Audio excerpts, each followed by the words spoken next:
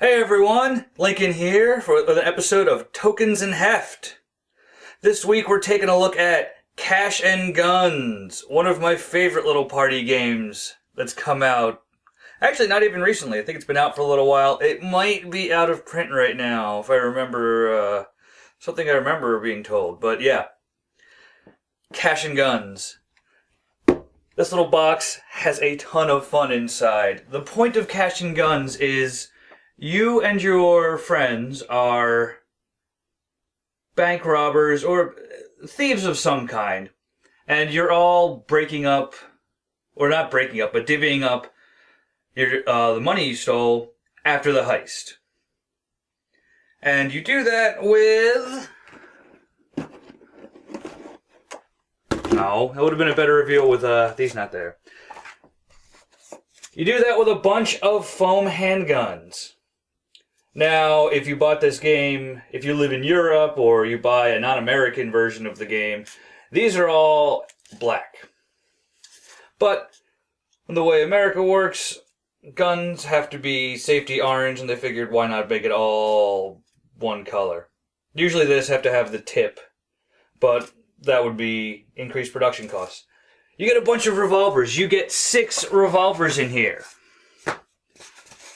And I mean, this is one of the reasons the game is fun, or one of the reasons I like it so much, because you can open this up, and as soon as people see this, they're popping these out of the box. They're like, what are these? What are we doing with these? Huh? And they already start pointing the guns at each other and having fun with them, which is kind of the point of the game. You got a beginner's guide, reference sheet. We have some rules, which are... There's not a whole lot to them, but they totally get everything done. And then there's a bunch of... Oh, there's something I would love to find. There's a Cash and Guns Yakuza, which comes with... It looks like a shotgun. Those are definitely knives and some throwing stars. I gotta find that sometime. So, Cash and Guns. How does this all work? Well, let me see. There's a ton of cards. These are used for various things. Hold on a quick second while I get these kind of sorted out. You get a reference card. Yeah, actually, hold on a sec. This is an international printing of the game, I believe, so... Or at least a lot of the components seem to be. So we've got a whole bunch of other languages. One of this is in English, and that'll help a lot. But we definitely need to get these cards separated because each character is going to have a chunk of cards. Now, the characters are not different in any way except visually. You know, there's nothing... They all have the exact same deck of cards. Technically, I don't need to get all of these guys out, but, you know, why the heck not? There's Igor. Cool. Yes, there are 6 characters you can choose from, and all of them are going to have... Hold on a sec. Let me make this a little easier on me. Cool. Everyone's going to have 8 cards. Every one of these little character decks has 8 cards. The cards are exactly the same. You are going to have 5 clicks. You are going to have 2 bang cards. You'll have 1 card that's bang, bang, bang.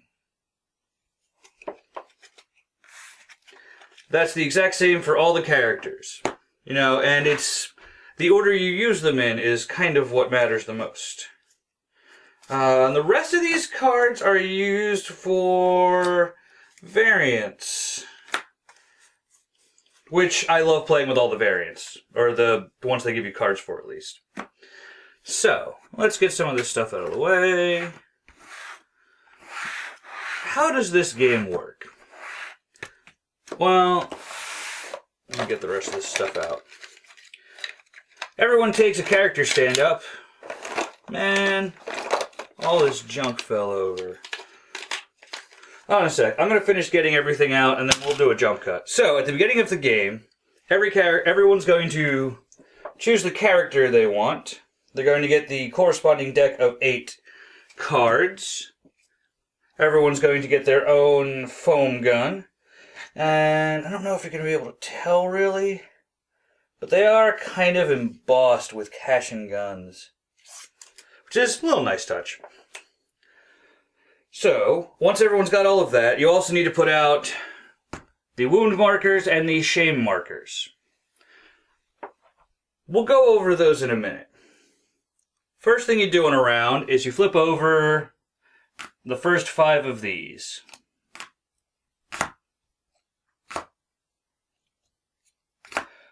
Which are the bit of the stash we're currently breaking up.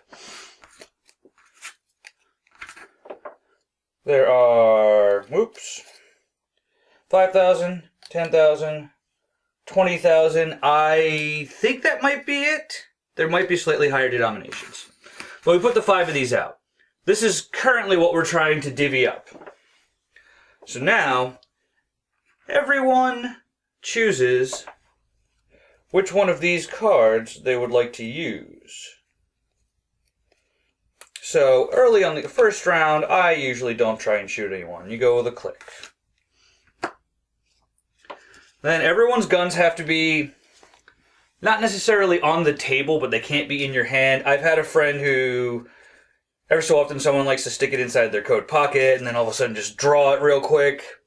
I always like to have mine sitting there on the table and then quick pick it up. I've had people have them in their laps. Whatever seems like theme appropriate. You usually end up role-playing a tiny bit during this. You may not be playing your specific character, but you're playing as if you're in this situation. So, once you've got your card chosen, and you've got everything ready, everyone's chosen one, then it's time to aim. The game, I think, says someone's supposed to say 1, 2, 3, go, or someone shouts now, or something like that. Or you could just, 1, 2, 3, and then everyone points. But anyway, you and your friends are sitting around the table, and you're like, ready, set, go. Then everyone is pointing a gun at someone. Which is always hilarious. People are surprised, people didn't think, why are so many people shooting at him? All that sorts of stuff like that. It's pretty fun. So, once everyone's got their guns pointed, you can decide what you want to do. If you have a gun pointed at you, you can say, you know what, I'm out. You can put your card, you put your stand-up, standee, or whatever on its side. And then you will take one of these shame markers, which are like minus $5,000 at the end of the game. And you will take a shame marker.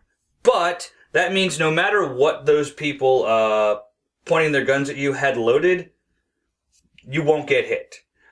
But you also will not get a cut. You will not get to take part in the divvying up of this part. So that's one option. Or, like most people do, you could you stay. And you're fine. You stay there and then everyone flips over their cards and we find out what happened. Now a click, nothing happens. No big deal.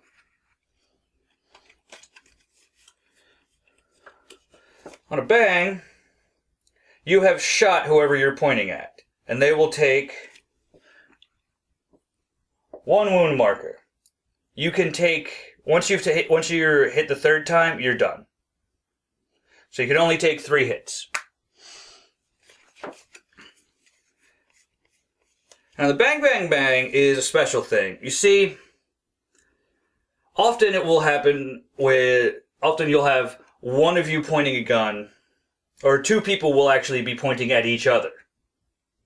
When that happens, if they both fire, both of them hit each other. Oh, I almost forgot. Before I go any further, if you get shot by a bullet, you also have to tip your guy down. You do not take a shame marker. You take a wound instead. Those are not worth negative points.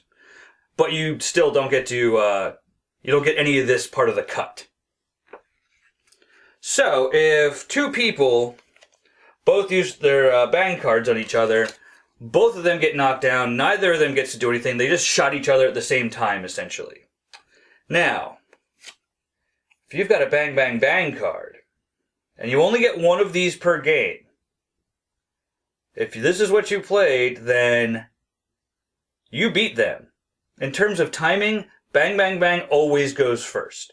Two of these played against each other are like two bangs. They kind of just hit each other and you both get knocked out at the same time. But if the guy shooting you is just using your standard little bang card and you've got the bang, bang, bang, this happens first and knocks them out before they get a chance to shot and you are still standing. Which is pretty nice. Then at the end of that, everyone who is still standing, so if you haven't backed down from shame and you haven't been shot, you then divvy up these.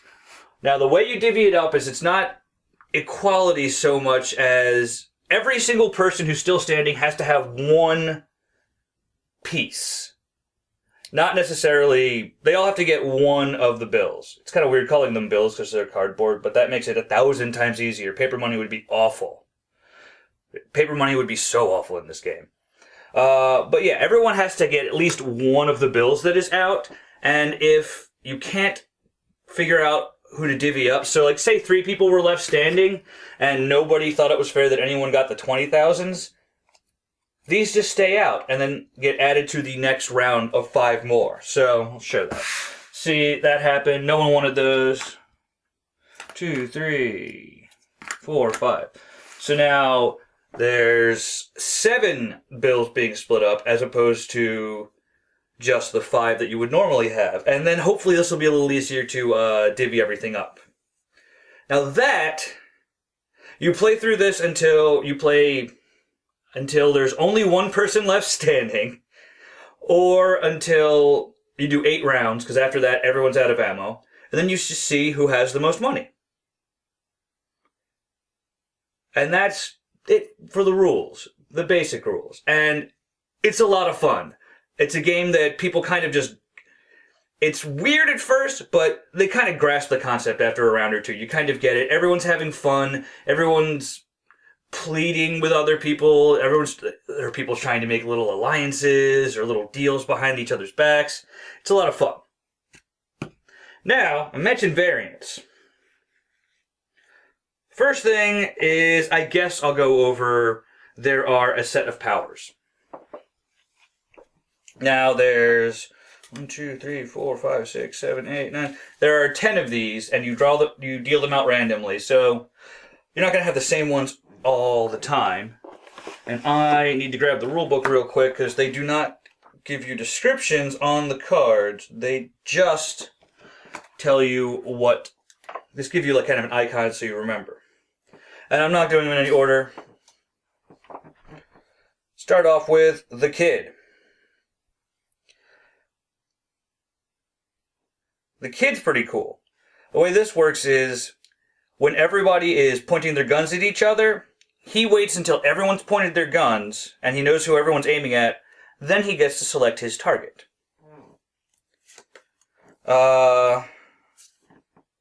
6 feet under. Which one is that?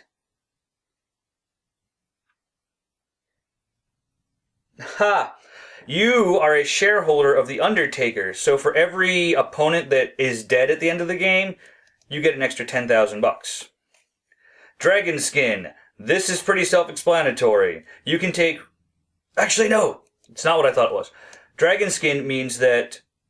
Now, see, on some rounds, more than one person might try and shoot you. You might have 3, 4... You might have everyone else pointing their guns at you.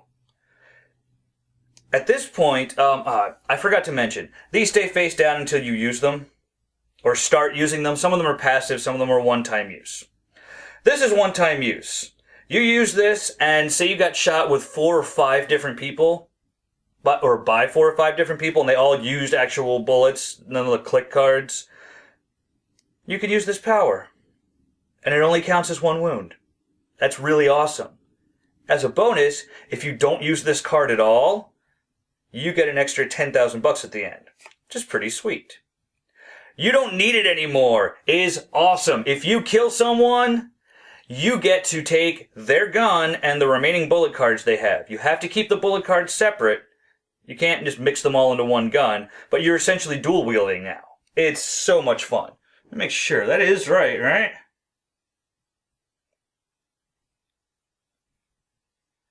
Yeah, that's how it works. You get to dual wield with that. It's really fun. The cunning. Which one are you, cunning? Ah, the cunning is cool.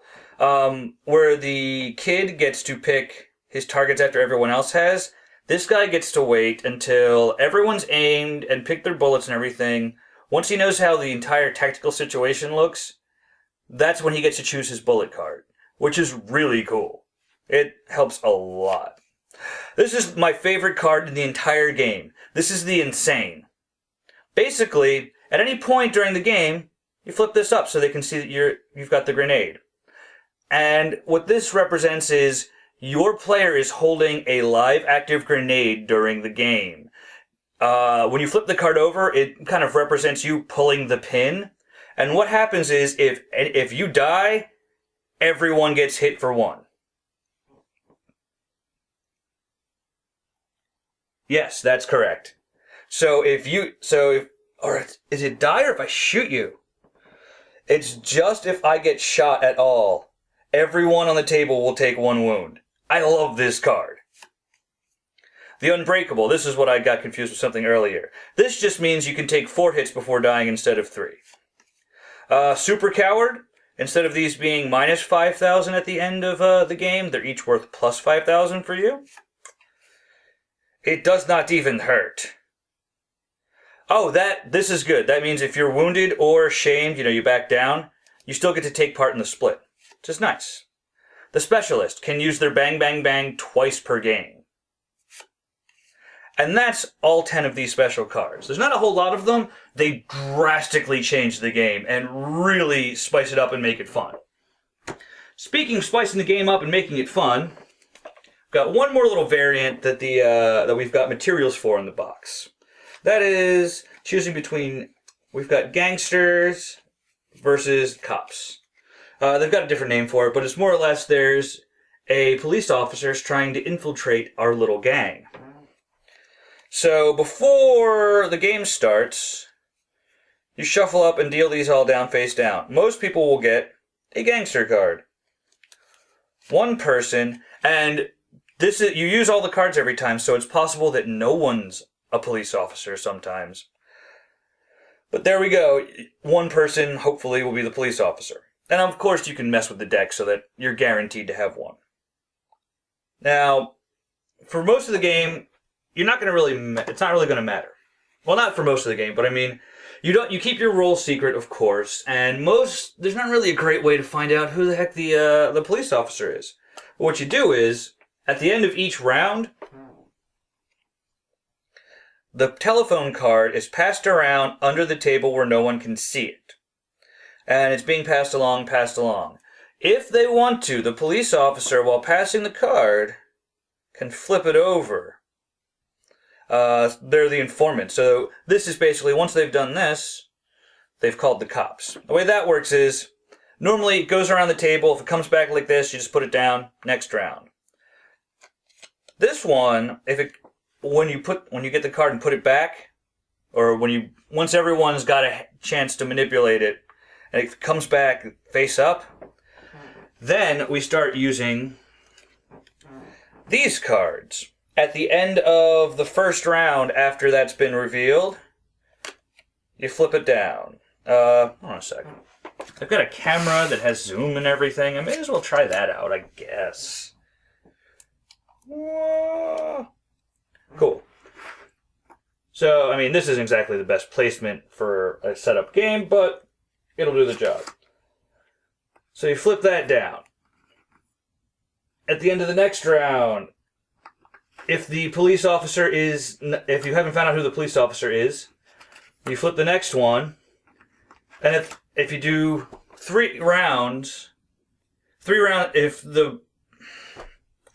me restart that sentence. If the informant, the police officer, survives for 3 rounds after he's called, he wins, everyone else loses. But everyone else is trying to figure out who it is and to eliminate them. To help with this, I guess, help is the right word.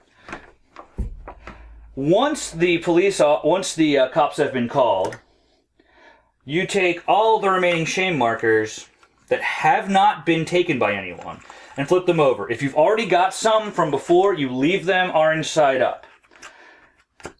These just represent that these are shame markers taken after the cops have been called. And this way you know anyone who's tried to back down, or someone's backing down a lot after you've called the cops. You might suspect them of being the informant. They're trying to stay alive. They're trying to make it those 3 rounds. So you're going to watch out for people who have started accumulating these blue ones, because there's a chance they might be the cop. They might just not want to die too, which is totally a valid option, but you're never really sure. And when you play with everything, the basic game, the powers, and this informant thing, this is such a fun game. I really enjoy Cash and Guns. It's pretty easy to understand. Everyone generally grasps the concept, and it's you and your friends having Mexican standoffs for like a half hour or so, while putting all these little foam guns at each other. It's a bunch of fun. Like I said, I believe it's out of print, which stinks, but if you can find a copy of this, I definitely recommend you pick it up. It's just tons of fun. It's a great little party game, and I don't even know what else to say. I'm just remembering all these times I've played and how much fun it's been.